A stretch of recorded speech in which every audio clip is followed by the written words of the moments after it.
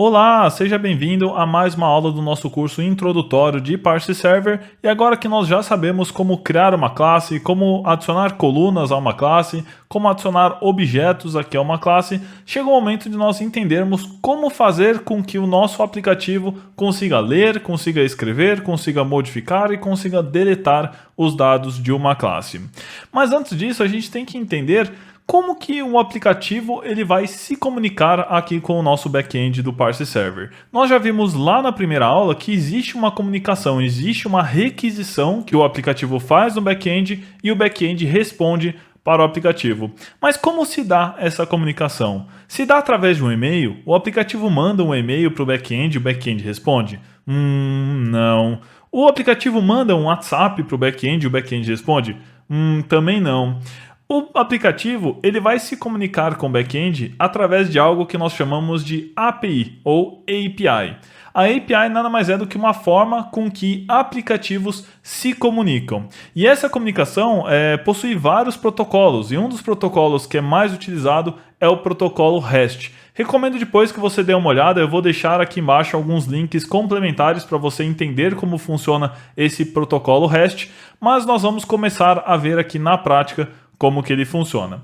Então, se você quiser se comunicar com o seu back-end do Parse Server através de uma API, você pode vir aqui na aba de API e você pode utilizar qualquer um desses SDKs para se comunicar com o Parse Server através da API. Nós não vamos utilizar nenhum desses meios aqui por enquanto, nós vamos utilizar o padrão REST. Então eu abri aqui a documentação do REST, do Parse, então acesse docs.parseplatform.org/rest/guide e aqui você consegue ver todos os comandos que você pode executar aqui no seu Parse Server remotamente. Então se eu quiser, por exemplo, ler objetos, então retrieving objects, eu já sei que eu devo executar exatamente este comando no meu aplicativo e ao executar esse comando no aplicativo ele já vai trazer do back-end ali, já vai trazer do Parse Server todos os dados que eu solicitar, legal? Mas como que eu testo esse comando aqui? Uma das formas mais legais da gente testar e visualizar os problemas que acontecerem, visualizar como tudo isso funciona, é a gente baixar um programinha aqui que se chama Insomnia. Existem vários aplicativos desse estilo aqui, eu gosto bastante do Insomnia porque ele é bem leve, mas você pode utilizar também, por exemplo, o Postman, que também é bastante famoso nessa área aí de fazer simulações aí de requisições REST. Então o que você deve fazer? Você deve baixar e instalar o Insomnia. Se você buscar aí no Google, no primeiro link, você já vai conseguir fazer o download e instalação. É bastante simples. Você vai vir aqui no topo e você vai criar um novo projeto. Aqui o nome do projeto eu vou chamar de Demo Parse. E vou criar aqui. Legal. Agora, estando selecionado aqui Demo Parse, você vem aqui em Create e você vai criar um novo Request Collection. Então uma coleção de requisições. E aqui eu posso deixar o nome padrão mesmo, não importa. Legal. Agora aqui do lado esquerdo eu posso ter várias requisições que eu posso fazer diretamente no Parse Server. Essa telinha aqui nós estamos utilizando para simular o que o aplicativo vai fazer, o que o aplicativo vai enviar para o Parse Server e nós vamos verificar o que o Parse Server vai retornar para a gente. Então é uma forma da gente estudar o funcionamento, mas depois é claro que quem vai fazer as requisições não vai ser o Insomnia, né? Quem vai fazer a requisição é, por exemplo, o nosso aplicativo Flutter, o nosso aplicativo Android nativo, o nosso aplicativo iOS nativo, o nosso site em JavaScript, qualquer aplicação aí que esteja se comunicando com o nosso back-end do Parse Server. Então o que eu vou fazer aqui? Eu vou criar uma nova requisição e essa requisição eu vou chamar aqui de listar produtos. Então posso dar o nome que eu quiser aqui para ela. Pronto, criei. Legal. Agora olha só que interessante. Eu tenho escrito aqui do lado get. Se eu vier aqui na minha tabelinha, eu tenho várias opções que eu posso utilizar, que nós chamamos de verbo do REST. Nós temos o get, que normalmente é utilizado para a gente ler alguma coisa, então ler algum dado ou listar algum dado.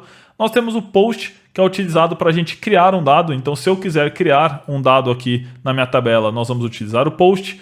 Nós temos o put, que é utilizado para a gente atualizar um dado. Então, sempre que eu quiser modificar alguma coisa na tabela, nós vamos utilizar o put. Nós temos o patch, que também é muito utilizado para corrigir algum dado, para alterar algum dado. E nós temos também o delete, que é feito para remover algum dado. Então, se eu utilizar o delete em uma dessas linhas, eu vou deletar a linha aqui do parse server. Legal? Existem essas outras duas opções, mas eu não vou entrar em detalhes porque os mais importantes mesmo são o get, o post, o put e o delete. Normalmente são esses 4 aqui que o parse server utiliza.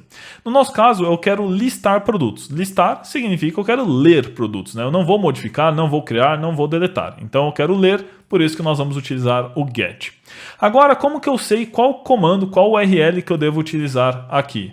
Nós vamos vir aqui no nosso REST API Guide, nós vamos olhar o que eu quero fazer, e eu quero ler objetos, Retrieving Objects, e eu vejo aqui o comando, e olha só, -x get. Então eu já sei que eu vou utilizar um comando get.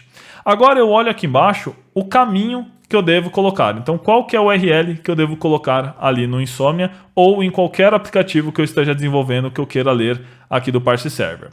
Essa URL aqui, ela não é dessa forma, ela não tem esse padrão à toa. Por que ela não tem esse padrão à toa? Porque qualquer URL que eu digito aqui no navegador, ele nada mais, nada menos do que está fazendo uma requisição em um servidor. Então, se eu venho aqui e digito start.dev, ele está fazendo uma requisição GET no servidor e ele está trazendo alguma informação aqui da start.dev. Se eu digitar google.com, ele está trazendo alguma página da Google aqui para a gente. Então, aqui nada mais é, essa URL nada mais é do que algo que você poderia digitar aqui no Google.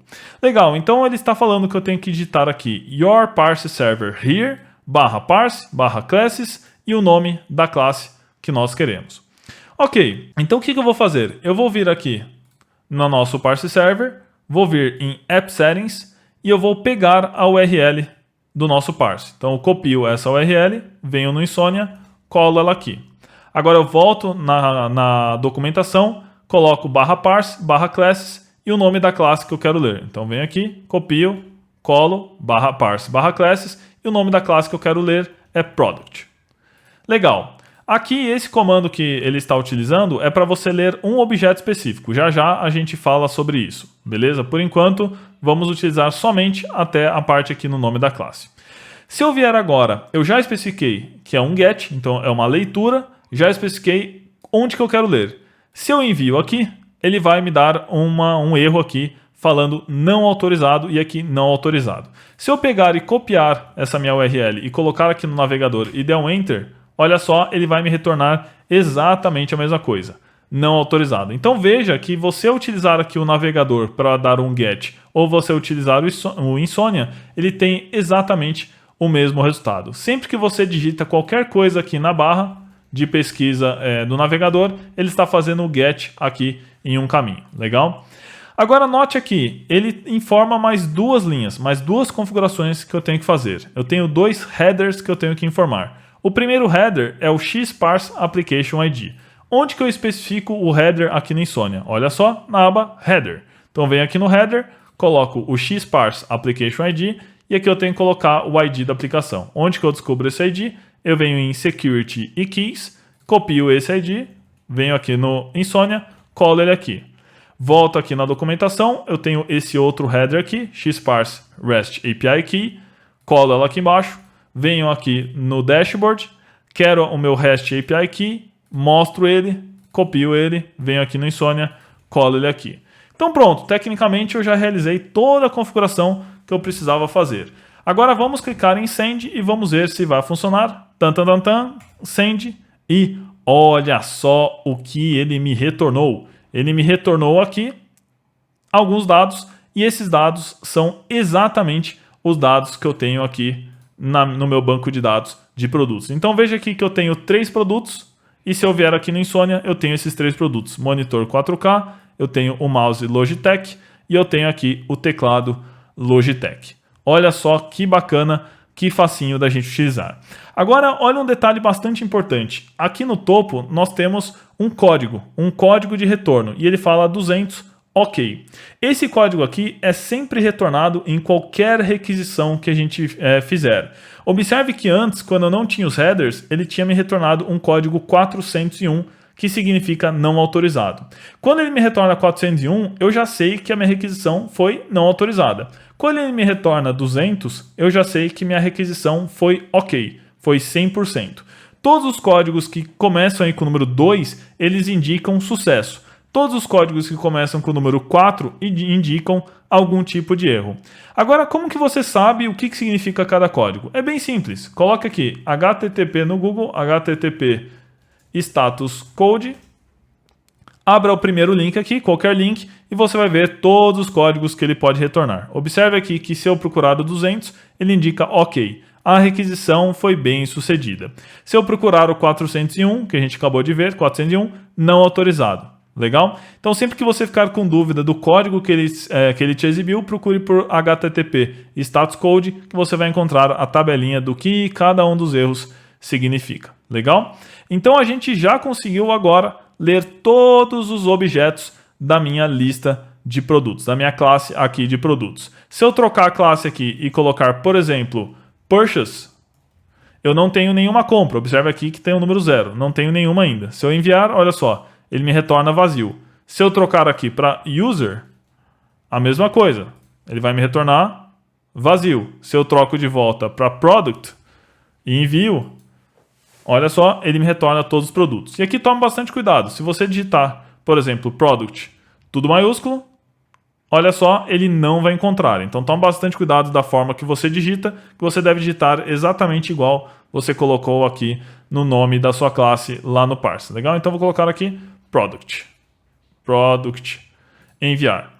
Legal, então olha só, para cada um dos objetos que eu tenho aqui na minha tabela de produto, ele retornou o ID do objeto.